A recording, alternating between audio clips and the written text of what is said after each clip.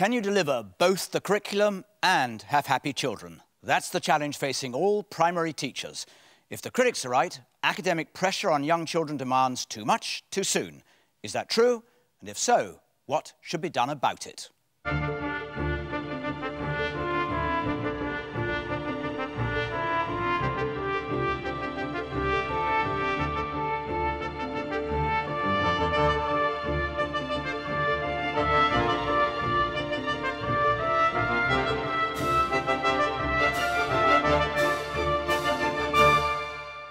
Hello and welcome to the big debate. Primary education is under scrutiny, even under fire.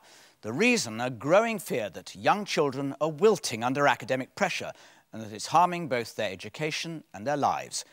At stake are three fundamental issues. At what age do you begin formal education? How should teachers deliver it effectively?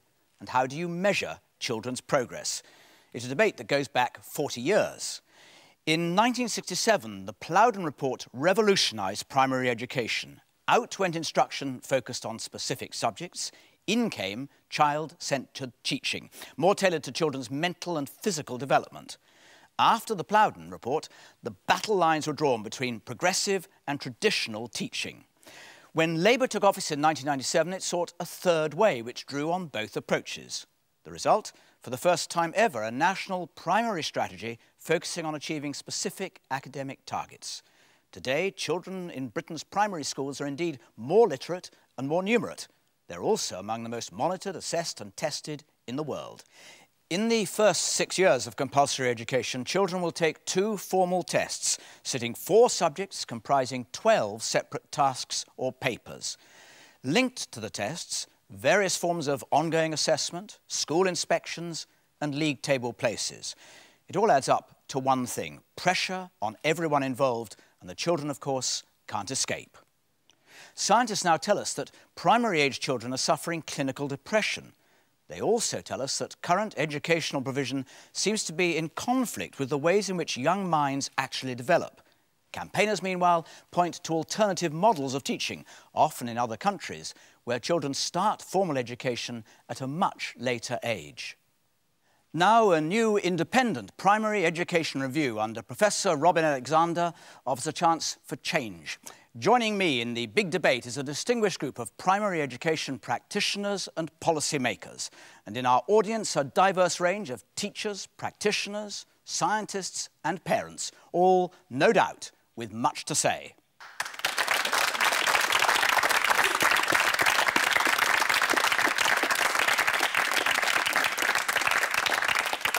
Professor Alexander, another review? Why? Why not?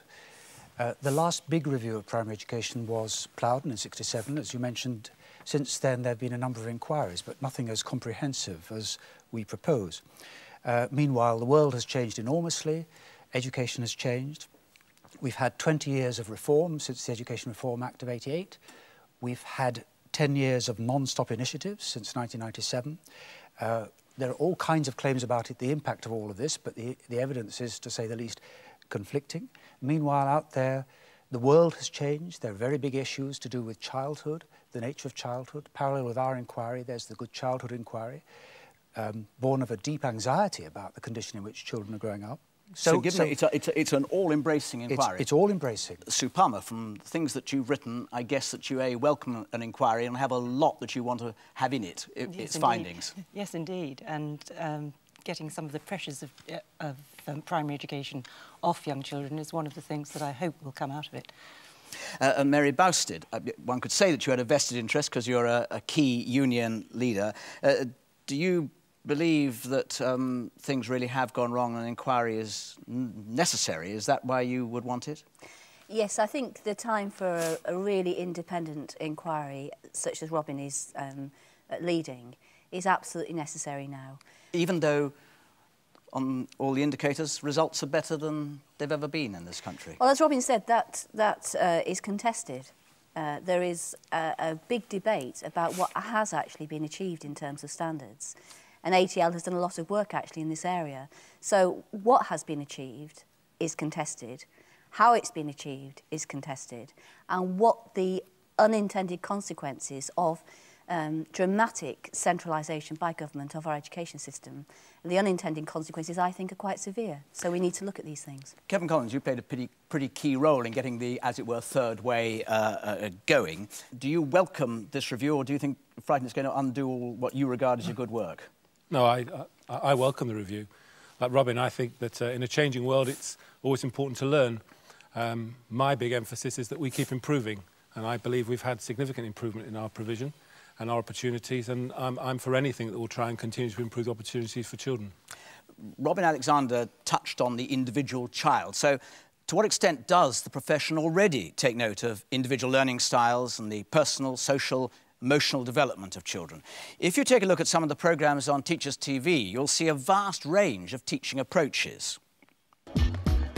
This programme follows a scheme of work for Key Stage 1 children, integrating the science of pushing and pulling, language development and environmental awareness across the whole day. Christine plans first to test the concepts of pushing and pulling in the classroom, using toys and wooden rollers. Then reinforce the children's understanding in small groups in the playground. And finally, reinforce the concepts within story time at the end of the day. Today, a representative from Bentley Motors has been invited to talk to Year 3 pupils about car design. Got the 4-door version. Teaching staff want to root the children's appreciation of literacy in the reality of their own world. I want you to kind of think about seeing a car for the first time. And when you see it, describe to me very carefully what it looks like. So you've got to get the reader's interest. Off you go. Right, do you remember Eddie? Yeah. Eddie is thinking of a shape with 4 sides. So can you find a shape on your fans that's got 4 sides? And when you've got it, hide it behind your back. 3, 2, 1, show me. Oh, fantastic. Do you know what? I can see 2 different shapes. We need some more information. So can you turn to the person next to you and think of a question to ask Eddie? Who can think of a question? Rectangle has 2 sides right and don't right. But it must be a square, not a rectangle. It must be a square. Right, so how are we going to find out? We often differentiate activities for different groups, and the children all move at their own pace, but they're all being challenged constantly. One at a time. Brettenham promotes a range of sports beyond the traditional games-based curriculum. Archery, climbing, scaling the heights of an artificial wall. Such activities stimulate children's sense of adventure and encourage those who might otherwise be reluctant to take part. One at a time, you're going to play a rally. They've been challenged by adults who ask key questions. They've been challenged by adults who are talking about performance and improving performance all the time. And the children really, really thrive on it. Looking at that, you get the clear impression that the teachers there are pursuing learning goals with their students, tailoring them to the interests and knowledge and experience of individual children. Mary Bastard, you wouldn't get the impression, which is, I think, your sort of view, that these are regimented children, that they're having a rough time. They look extraordinarily as if they're enjoying the stuff. Yes, my argument, and ACL's argument, is not that primary education is, you know, regimented throughout. And we think that the government wants it all, really. It said excellence and enjoyment. Excellence was high standards testing. Enjoyment was a full and rich curriculum. So are you saying, if you take that clip, just briefly, sorry, if you take that clip, would you say that's terrific, but the opportunity to do that all the way around the country is severely limited? Yes. Well, it is limited, and I would say particularly in those schools, in the inner cities, where the pressure to get the test results is the highest, those schools are in danger of giving children a curriculum which isn't fit for purpose. Kevin Collins. I recognise those videos, and I'm the director for Children's Services in Tower Hamlets, a fairly urban inner-city area in East London. I recognise those videos because I see those kind of things happening in the schools that I work with and I support every day. I don't recognise a scenario where inner city schools are offering our children a narrow, tight curriculum. I see schools that are full of energy, full of enthusiasm, where teachers are working in tough circumstances. Not over-centralised, not too regimented in that sense? Well, no, I don't. I don't see that. I think there is room. There is room for good teachers. There is room for good schools to cast their own personality and their own character. And that's what I see, particularly in the good schools and in the best schools. I see them full of individuality, doing their own thing in the way that works for their children. Sue Palmer, the clip that we saw, shouldn't that put your mind at rest? Absolutely not. I agree totally with Mary that it's the schools that are under the most pressure, and there's two places particularly the pressure coming from. The targets which are being imposed by local authority, who themselves have pressure from government, and the schools are being asked constantly to keep pushing and pushing up the targets. And the second is Ofsted, which now makes its major assessment on exam results. So no matter how much schools want to give a broad and exciting curriculum, they're always feeling obliged to go towards the narrow and the focused on the things that get tested and the ways they get tested. And that isn't what teaching's about. Teaching is about a chemical reaction between human beings in a room on a particular day. It has to have a degree of freedom, and teachers need to be able to be creative. And teachers don't have a skill. If you looked there and you saw imaginative teachers with skills, enthusiastic children, is that an exception to the rule, or is it simply not what you're wanting to see? It was film, and it was cut, and it was doing all the things that we've all been told to do for the last 10 years. I mean, we saw all the little... Yeah, but they're doing it, and they're fine, and they're very nice teaching strategies, and nobody's got a problem with them. I love the paired teaching and the rest of it. But when you are only accepted as being a good teacher if you do the things that's in the package, which nowadays is what people are assessed on. Are you doing the things that are in the packages? And if you're not, then I'm afraid that's too out on a limb. So, Robin, what do you draw from, both from what we saw, which obviously is only a small piece of the whole film, but also from what you've just heard? Where do you come down with? On centralisation, decentralisation, I think we have to recognise that England, because of course we had a federal system as far as education is concerned, is actually going against the international trend. Many countries like France, which were highly centralised in the education systems, have actually become less so. It isn't necessarily the case, and indeed one might suggest it probably isn't the case, that the way to achieve consistent high standards is for a government to take control. There are questions about teacher autonomy, there are questions about teacher creativity which need to be factored in here. I would also say that I spent the whole of today in a school in West London, which was a quite astonishing school, facing all kinds of problems in terms of its surrounding areas, but an exceptionally high standard of teaching, excellent, outstanding from Ofsted. But it's a school whose teachers, to a person, expressed deep anxiety about the controls to which they were subject. Now, our review is actually, I've said that, but our review is not going to reach any kind of judgment on it until the evidence has come in. Okay. And my position is slightly difficult in respect of that, because I want to see what people have to say. And let's put in another piece of evidence that may or may not be pertinent to your review. Because the one thing we do also know, that there is mounting evidence of depression among young people, clinical depression, that is. According to the National Institute for Clinical Excellence, 3% of the 5 to 11-year-olds are clinically depressed. If those figures are right, that's over 120,000 children. And on top of that, GPs have now been authorised to prescribe Prozac to 8-year-olds. I mean, to the outsider, that's a stunning fact and a stunning statistic. Arguable that that's a product of what is happening in schools, Kevin Collins. I don't want to make any kind of judgment about those figures. They worry all of us. They must do, because the well-being of children is the benefit and the care of all of us. But you can't lay it all on the schools. You can't lay it all on the schools, and you can't certainly lay it all on the imposition of national strategies for teaching. I think that would be completely unfair. Having said that, going back to the centralisation point, what we're recognising locally, certainly in East London, is that the well-being of children isn't just about what goes on in schools. It's about working locally with a range of partners, including your health authority, the play provision, the housing, the poverty. There's a whole set of factors that impact on children's well-being. When we hear about sleep disorders, anxiety attacks amongst children, eating disorders, etc., is that an issue which you, as a union, your teachers are telling you that their children are facing? Yes, they are. And it's quite interesting, the amount of calls and contacts we get in the week of the Key Stage 2 SATs from teachers who are stressed to the gills themselves, and they feel the children are stressed. And let's just sort of say, they're not laying on the children their own feeling of stress. Well, they may be. They may be. If you're told as a Year 6 teacher that you've got to get these targets, and if you don't get these targets, Ofsted are coming in, and you're in the firing line, then actually what you do with stress, quite often, is unwittingly, you don't want to, but you pass it on.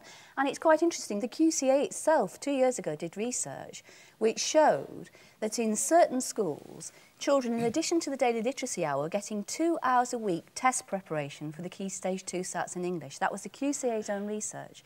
So, and I met a head teacher. Didn't recommend that they did that, Mary. No, we found them doing. But it's happening. Whether you recommend it or not, you can't say these things are there, but, oh, that's not the answer inside my head, I didn't want that one. If they're happening, then why are they happening? And we have to ask those questions. And it's also interesting, I was at a meeting recently with a head teacher from Tower Hamlets, actually, who said to me, it's a fallacy to pretend that from September to May in Year 6, you're not engaged in test preparation. OK, let me bring in Professor Edward Melhuish here. Right. You wanting to get in any case? Yes. First of all, the increase in signs of depression and so on amongst primary school children is not particularly isolated to primary school children. It's across the age span, across the whole age span, so it's not a particularly... I suppose people know, because it's young children, people sort of feel, more distressed at the thought. But it's been there before and we haven't recognised it often. Now, with regard to the issue of whether testing is causing this depression, I think a lot of the anxiety that comes around the test phase, that period you just mentioned, is primarily the teachers feeling the pressure of having to meet targets rather than the children themselves. In one of our longitudinal studies, we've got data on the anxiety levels of children at various stages during the primary school period. We had 4 separate measurements across the primary school period. One year before they took their first stage national assessment, then at the time they took the national assessment, then 1 year before they took the second stage national assessment, and then at the time they took the national assessment. And you know, there is no difference in anxiety levels 1 year before the assessment and actually at the time of the assessment. From which you could draw the conclusion that these poor kids are under permanent emotional stress. Well, there's no... If the idea that they're going to have they're being prepared specifically for a test is increasing their anxiety level, you should see an increase at the time of the assessment, and you don't. Let's just take a pause there. We'll explore further in a moment the tension, if it's there, between, on the one hand, the emotional development of a child, and on the other hand, the need for academic attainment. The questions before us: is primary education stifling learning rather than encouraging it? And does academic pressure on young children actually do more harm than good? Big question. Sue Palmer, can you really make the case, as it were, that we are stifling the development of young children, young minds, on the altar of academic excellence and achievement? I think that's only one element. I think you're quite right that children's well-being is suffering, that emotionally and socially they are having problems that they didn't in the past. But I think education is only one element in it. There are a lot... When I researched the question over the last 3 years, there were so many other areas, such as problems with diet, problems with them not getting enough outdoor play, a risk-averse society, a great deal of very aggressive marketing influence on children's lives. So there's huge numbers of influences. And as Robin said earlier, this means we've got a different ball game to put education into. I do think that most of the stress coming from the testing and targets and league tables is on the teachers. And it affects the way they teach, it affects the sort of education children are getting.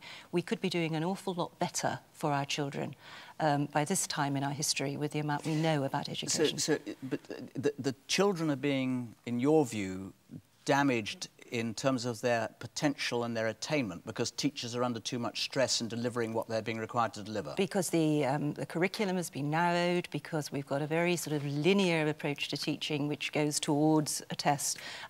Recently, an early years teacher said to me, well, it's no good, we want to develop their oral language, we want to develop their attention skills, but it's fast forward to the Year 2 test, the Year 2 SATs. As soon as they come in, we've got to start now on the phonics and get them going for literacy.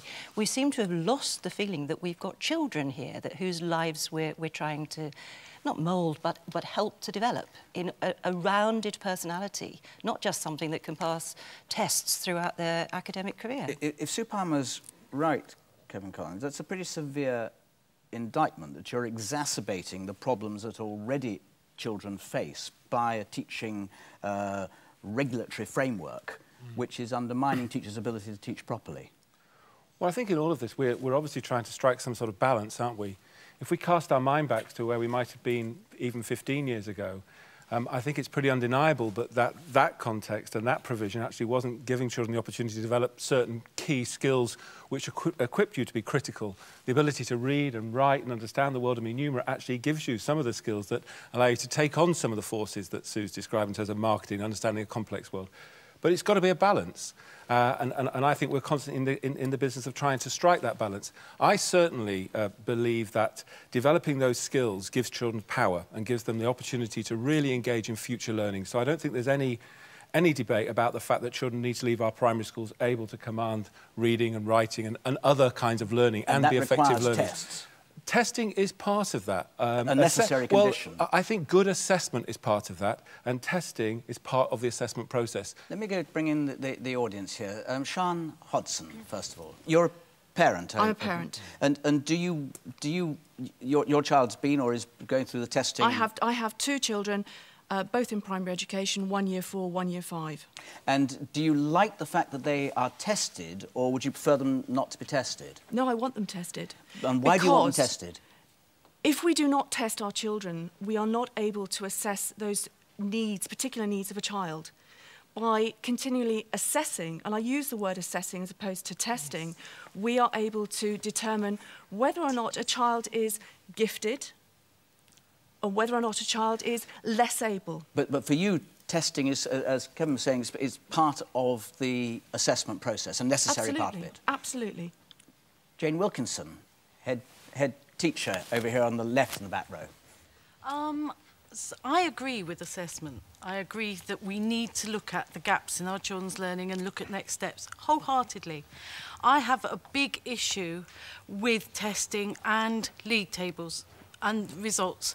And when Mr. Alexander said about a divided nation, I believe that the testing and league tables are making a divided nation at primary, where it used to be grammar school and secondary school. We now have that system in primaries, where you have the inclusive and you have the exclusive. The inclusive often seen as the bad school because the results are often lower. Parents don't choose it. We have half-full classes and we don't have the same funding to support that education. Does that mean that you could, if you look at the bare figures, where we know that children, statistically, there are more literate children, more numerate children than there were a decade ago, you think you could reach that level without having the structure that you've just been criticising?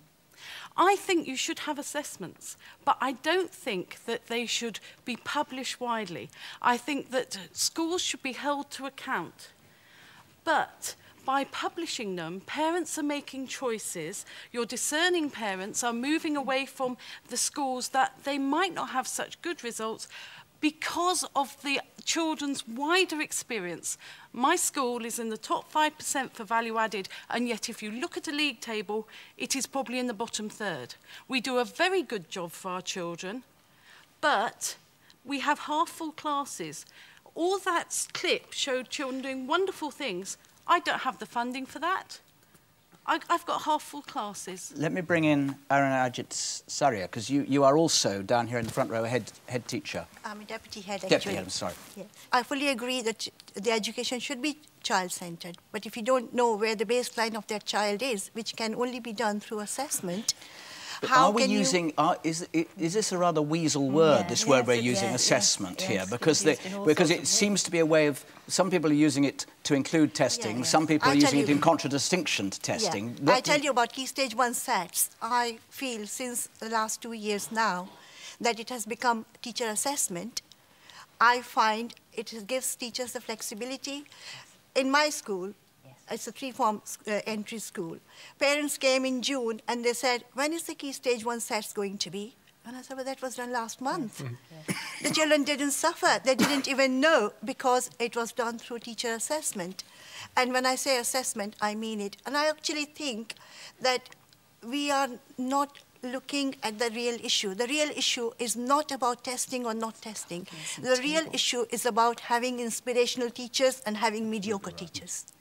And if you've got that kind of teacher, are you saying you can have centralised or uncentralised? Absolutely. You can have assessment, but does that assessment, because what we were hearing from Mary and Sue and from others is that you can have assessment, yes, but if you have testing at these key moments, you are undermining the teacher's potential to deliver what you've just been describing. No, I think on the contrary, I think we're preparing our children for their future lives. One of the reasons why I find that at 16 and 18 there are so many dropouts, because they haven't been prepared for it. OK, I'm going to... You'll have a chance to come back in on that. But just let me... I want to bring in a bit more evidence for the discussion. You'll all get a chance to come back in. There is only one thing so far on which everyone is absolutely agreed, I think, and that is that there is a huge amount of work involved, both for pupils and teachers, in preparing for SATs. It can be quite extraordinary, indeed, according to most people. If you now have a look at the lengths they go in one primary school near Wolverhampton. Well, we've had targets, so that, like, one of my targets is to improve on my handwriting. When children arrive at Manor Primary, and even at Key Stage 1, their attainment is below average. Can you tell me some of the ways that we could write words correctly? For that reason, they use target setting throughout the school, not just in Year 6. This Year 2 group is working with teaching assistant Jane Turner. Callum, look up there. We've got all our high-frequency words there on the board to help us spell words. Any other way, Taylor? In the target books. Right, in our target books. Now, two of All staff are very skilled at knowing what level a child is working at. Every member of staff is very ambitious for every child in every year group, and we target 2/3 of a level progress in every year. Jane then feeds these targets back to the children. My writing target this week is to be able to spell words correctly. Now, that doesn't mean all the words in our writing. It means some of them. In terms of targets, the children will either have them pasted in their book or they'll have them stuck on their desks. And if you spoke to the children and said to them, what are you doing well, they'd be able to say to you, in my piece of work here, I know I can, but I really know I need to do this in order to move it forward. I need to demarcate my sentences, like using commas and colons and stuff like that. Well, in maths, I'm trying to improve on timesing and dividing by 10, 100 and 1,000. Just to extend them and put more punctuation and that in. Manor Primary hopes that by the time the children are in Year 6, they will all have a secure foundation to their understanding. Termly, targets are tracked so that you can see how much progress have they made. Are they on track to achieve 2/3 a level? If not, which group of children are not on track? And what can we do about it? What intervention programme can we put in place? We do like SATs questions a few times each week. We do it like after a lesson in the plenary. And Miss answers them and like reads them out, like we just get used to them. In the SATs, like you get quite a lot of time to do one of the papers, and then you can think of it until you've got the right answer, and you can like make sure you've got the right answer by going through it in your head and checking it over and over again. That's one part of Wolverhampton Primary School's programme. Kevin Collins, ambition, intervention, targets. I'm reminded of Albert Einstein, who a very long time ago, I think, said, it's a wonder, or words to this effect, it's a wonder that a child's imagination survives education. And I wonder whether that isn't, that sort of driven approach doesn't undermine all the qualities and wonders that are in a child's mind and potential. I think it was Einstein who also said the trick is to simplify, not make simple. And what I quite like about some of that, I'm not going to obviously talk about that school, I don't know it in detail, but I think there's something about making it explicit for children what the learning agenda is. It's very interesting to me that some of the language you heard about writing, as an example, is helping children understand more about what they need to do and how the writing process works and what we do when we assess writing. It's fascinating that in the past, a great deal of the knowledge about education, how you do well in our education system, has been in the gift, particularly of the middle classes in this country. Here we are now trying to help other children from all kinds of groups understand better what you need to do to make progress. I think that's empowering for children. It's got to be done carefully, it's got to be done sensitively, but giving children the wherewithal to know what they need to do to improve doesn't seem to me to be harmful at all. Mary Bousted, you, as you were watching that, you weren't exactly happy with what you saw, but what evidence is there in general that that kind of pressure, if you like, or it's seen rather differently by Kevin as a way of empowering children, is in any way putting unnecessary or undesirable stress on the child or diminishing the child's potential? Well, I'm not really too bothered about the stress there. I mean, those children didn't look particularly stressed to me. What I'm bothered about is, do those children understand when that girl said, I've got to demarcate my sentences? Was rather... and put some punctuation in. And the boy said, put some punctuation in. Now, before I became General Secretary of ATL, I was head of education at Kingston University. Were you good at demarcating your sentences? I'm quite good at that, yes. And I went round to lots of primary schools. Now, I was in some primary schools where children were actually getting targets copied either straight from the national curriculum or from the National Literacy Strategy and put on their desk as their target. And I went round and said, what does that mean? And they didn't know. And yet the teacher thought that they were doing the right thing. And we've got to be very careful that we don't confuse the language of the subject with conceptual development in the subject. And I think in that clip there was a great deal of confusion on that. Any thoughts on this from the audience? Sue Hallam. I think the big issue, and in all the clips we've seen, although in many ways teachers were talking about the right kind of thing, giving feedback, getting the children to understand what they were doing, almost every time it was talking about levels and tests. And there isn't anything actually wrong with tests, because they've been going on for a very long time in schools, and teachers have used them formatively to work out what they need to do next. But the thing is, they've become public. So there's no problem giving children tests and then using that information to work out, you know, where they need to go next. But once you put them in the public domain and they're used to evaluate teachers' performance and they're used to evaluate schools, that's when you get problems. And the teachers, the parents get very anxious, and inevitably that feeds to some extent to the children about, you know, how am I going to do in my SATs? It depends at age 11 on where you might go next. Doesn't this run counter to a very strong view that people hold generally, that more transparency is important? Whether you are a voter, whether you are a parent, whether you're a patient, you want to know about yourself and you want to know about your children and how things are being done and why. And as a parent, I agree with you, but I think that what we're using to do that has to be valid. And of course, test scores, raw test scores, only take account of an outcome. They don't take account of what the child goes in with. And the best predictor of test scores at any age is where you started.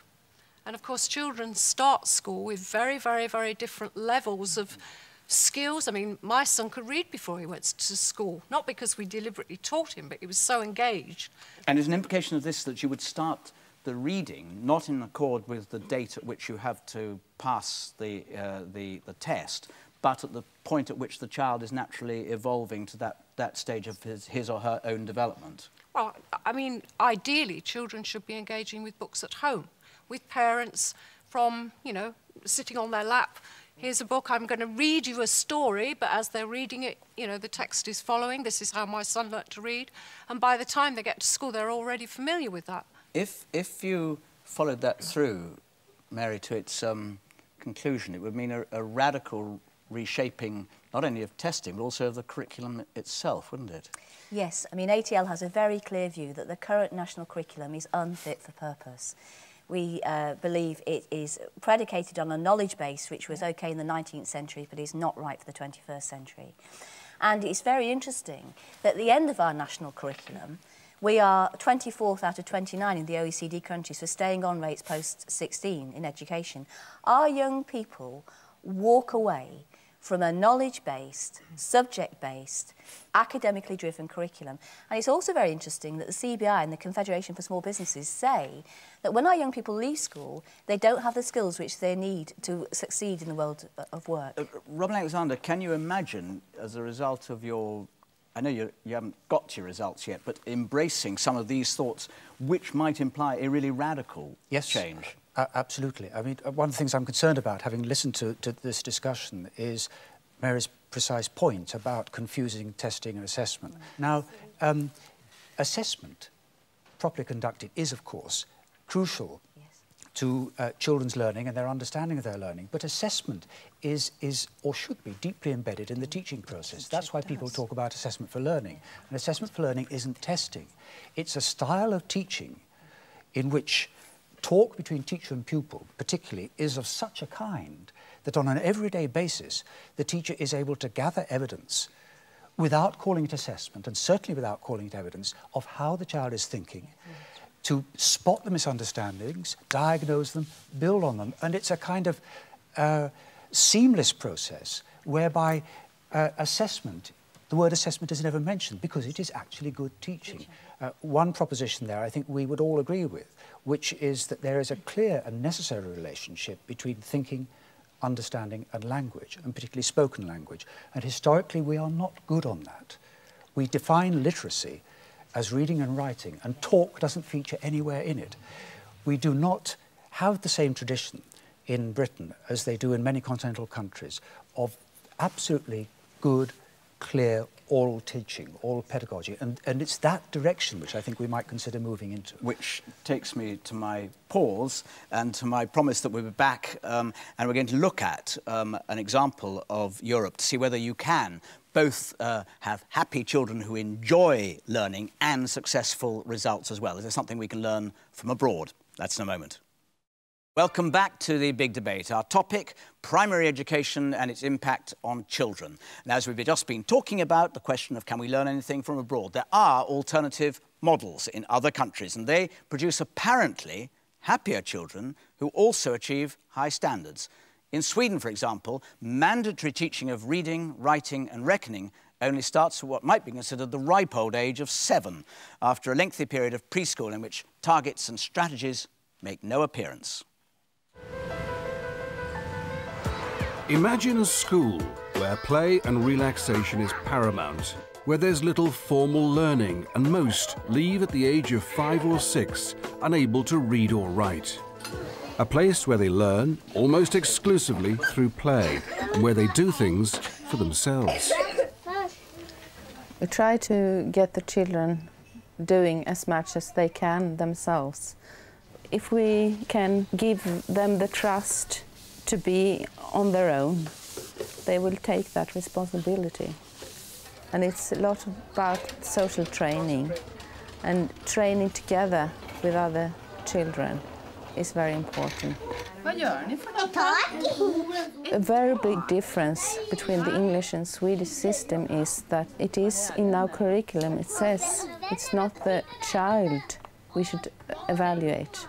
It's processes in the school, how we do things. We should evaluate that, but not the child, which is a very big difference. This curriculum is a slim document stressing core values summed up here by the school motto: challenge, discovery and adventure. Teachers are expected to deliver it in ways that interest them. Maximilian! Oj, vad många! We don't teach reading and writing in that systematical way. We are trying to build a base for reading and writing. These rising sixes play games with language 3 times a week. It's called Literacy Hour, but you won't find phonics, big books or plenaries. Här står det elefant, krokodil. Krokodilen. If the child is very interested in letters, of course they will write letters and we show them how to do it. But they don't need to. And this relaxed, non-prescriptive attitude to reading and writing doesn't appear to hinder the Swedish pupils. In fact, it's the opposite. Sabotage är ett gammalt ord. Kommer från ett språk som talas i stora delar av... By the age of 10, they excel in literacy, topping the European League table. Loppans gymnastikskor var nästan för små och väldigt utslitna. When they start school when I was 7 years old, most children are very excited. Now we're going to start school, I'm going to learn how to read and write and count, all this. So I think they're more excited of school. I think it's more interesting because they have been children up to 6 and played around and have fooled around and having fun. A taste of the Swedish model, sort of manner from Scandinavia for you, I guess. Absolutely fun. Isn't that lovely?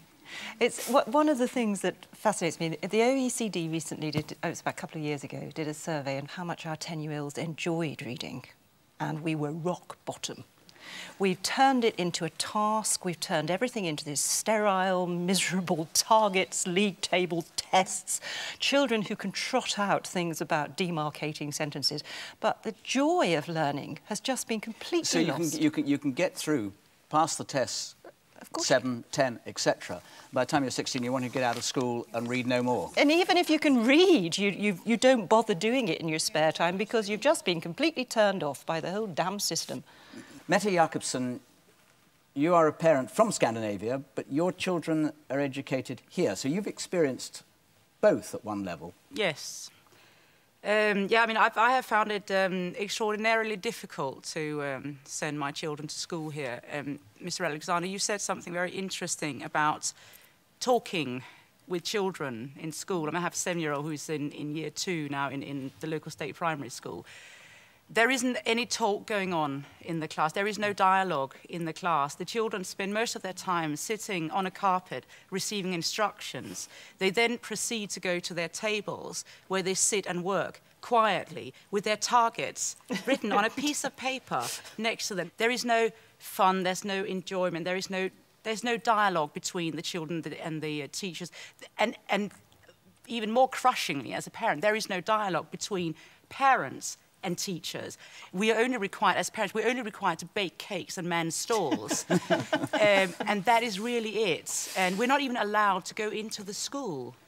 I mean, I'm horrified to send my children to school. Isn't there a really big issue here of what's, by way of contrast, children enjoying reading and therefore carrying on through, getting very good results? And in fact, I think I'm right that in Sweden, proportionally, there are 3 times as many Swedes in higher education than there are in this country. And isn't the problem that what is being demanded of children by way of testing as now an inevitable product, unhappy children who aren't going to read for joy and therefore flourish? Can I just pick up one point there, because what I would not like to leave at all is the sense that what you've described are typical English primary schools. The last part of what the point about parents and the engagement in schools, I just find it is unacceptable. And you're not getting the right kind of deal from public service. I'd say that right now. And if you were a child in a school in my authority, I'd be with you banging on the door. So that is not an acceptable Come back to the first set point. of provision. The first point is, when you look at the VT of the children there, I thought that was great. I really enjoyed watching it. I thought that was exactly the kind of early years experience which I like. I see quite often children exploring and playing with language. I think the point made earlier about not having national testing when children are 7, but having it based much more around teaching assessment is a good move. It's the right move. I think with the big development in early years provision, which again has changed so dramatically, children's centres, early years, nursery, we do need to look again at the provision up to 7. We do need to think that through, because I think there's a lot to learn from some of the things we saw in that video. That's very, very interesting, because that would also require a pretty radical shift in policy. Kim Simpson, you are a Montessori enthusiast. Yes, teacher. very much so, and practitioner. Is what you are doing at your schools compatible with delivering what parents and society wants? Well, as a philosophy of education, I could say yes, but of course most Montessori schools in the UK are nursery schools. And what I've heard in this whole debate is that we're not looking at what's happening in nursery. And we need to, if we go, we have a film from abroad, because we say we've got to look there and we can see what's happening, which is different to what we're doing. But if you look at the good nursery schools in the UK, you will actually see this informal learning going on where children are active learners. And what they're active in doing is creating themselves. You know, this is what we don't look at. We look at what children can do. We don't look at who they are. But this may suggest that there's already enough flexibility, to go back to something that Kevin Collins said right at the beginning, that there isn't too much centralisation, that you can, if you want to do it in primary schools, early learning, you can. You just extend it. You just extend what's happening in nursery and stop taking children into formal education until developmentally it's the right time. Sorry. But you can't do that because we have early learning goals in the state system, which children have to achieve by the end of the reception year, when many of them are really only just 5. And it means that a primary curriculum is being pushed down into those early years. It isn't possible. And we've also now got developmental milestones from 0 being seeded seamlessly into these goals, so that it's even beginning to push down further. But we could get rid of the foundation stage. We ought to get rid of it and get to a proper primary stage starting at 7. In the front row right here with the glasses. My organisation, Early Education, we would totally applaud the birth to 8, birth to 7 approach, which is there, and actually is also there in Wales, not so far away from us, so we should remember that. But one of the things which is concerning us at the moment is the target issue is now coming to the 5-year-olds, because local authorities have been set targets that children will have to reach, or the local authority will have to reach. Very carefully said, this is a local authority target, and Kevin will know about this, not the children's target. Well, it is the children's learning which is being assessed. So that is quite worrying for us at the moment. Damien Muntzi at the back here, you were nodding your head in agreement with that. Yeah, what is extraordinary for me as a representative of Steiner Waldorf Education and a business manager of the Brighton Steiner School is that probably for the first time in a diverse debate such as this, that Steiner Waldorf Education is sitting in the middle ground. Usually we find ourselves as practitioners of education and people... You're in the middle ground as between what and what? In terms of the diversity of... Well, no, I mean, even with the Swedish model, we're providing an accent of learning that's... is right in the centre of ensuring that the child is experiencing the rites and passages of childhood and the freedoms inside their experience on a daily basis. And if one doesn't have an understanding of what childhood is and what the child needs, then one's really on a high road to nothing. Do you, Mary Bastard, you live, not only do you campaign, but you live in a real world of real policies and real political parties. Do you believe that this debate is going to open up in the way that it has been in here? Yes, I do, because we have to move in this country from a system where education is instrumental. What do I have to do to get to the next bit? I was talking to a focus group of 26 form teachers last week. We do lots of focus groups. And they said that sixth formers doing A-level subjects, their view of learning now is, what do I have to do to pass the next module?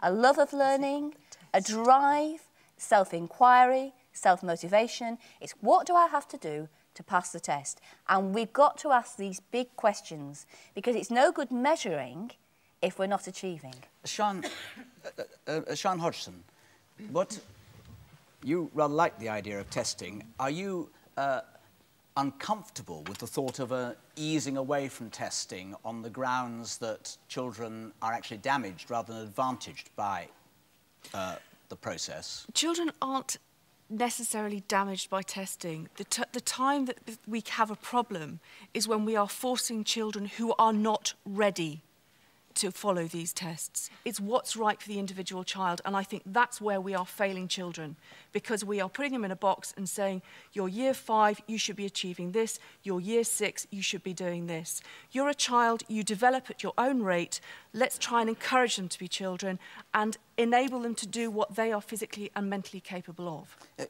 Kevin Collins, it could be argued, partly on the basis of what we've been hearing here, that the government's attempt to forge, as it were, a third way between child-centred learning and academic attainment is something of a fudge, and an awful lot of children have fallen down into that fudge which has been bad for them, and therefore radical change might be on the agenda, which will have to mean any government having to bite some bullets about this, sometimes conceivably confronting some parental opinion that likes testing, that likes league tables, with some of the educational realities that are, if they're right, are being identified by some of our audience here. At the outset, I'm not here to speak, obviously, No. For the government, but I do think a review is necessary. I said that at the outset, as long as it's about building on what we already have achieved and not describing the past as some kind of unmitigated failure. I just don't see that reality. I also think it's really important that debate is wide and includes a whole range of people. I think it's fantastic we've got parents here and hearing their voices today, because it mustn't be a debate of the chattering classes of education. We do a lot of that, and we kind of love that. And Sue, you would like a bit of root and branch in this. Utterly root and branch. I'd love to see a slim document for a national curriculum, as they appear to have in Sweden, and I would love to see, above all, education unshackled from politics, because I think it's trying to serve the needs of politicians, which tend to be short-term and very uninformed in terms of children and child development, that's caused all the problems in the first place. Final brief word to you, Robin Alexander. What are you going to take away from this debate for your review? Make a preliminary point that Kevin's argument that we mustn't write off the past must apply without exception, and it must apply to the present government. It was a spokesman for this government which said that before 1997 was the era of uninformed professional judgment. Now, if we are going to build on the best of the past, we should be prepared to go back quite a bit. Now, as far as what we draw from this, well, we're gathering in evidence from a wide range of sources. I understand that this programme will be sent as evidence to the primary review, which is excellent, so we'll have all these voices. I can't predict the outcome of our review, but I do know that it is going to be extremely searching. We've got those research surveys, we're inviting submissions, we're taking soundings up and down the country, we're looking at official data, and I hope that we'll treat it responsibly. I mean, I've been quite careful about what I've said in terms of coming down on one side or another. I share the view that there is a lot wrong, however, that we need to take a radical look at questions of assessment and testing and stop this fixation with testing, actually, and start talking about teaching, curriculum and values. And children. Thank you very much, everyone. We have to leave it there. Panel and audience, guests in this big debate. It's been terrific for me as chairing it because it's been so interesting. If you want to continue the debate, as he's just suggested, Robin Alexander's primary review is still taking submissions. The closing date is the end of March. You can find details on the Teachers TV website. If there's perhaps been a lesson to be learnt, one of the lessons from today's debate, maybe it's this, that in the rush to teach the skills required for learning, one of our panellists touched on it, perhaps we've lost sight of the need also to teach a love of learning. Goodbye.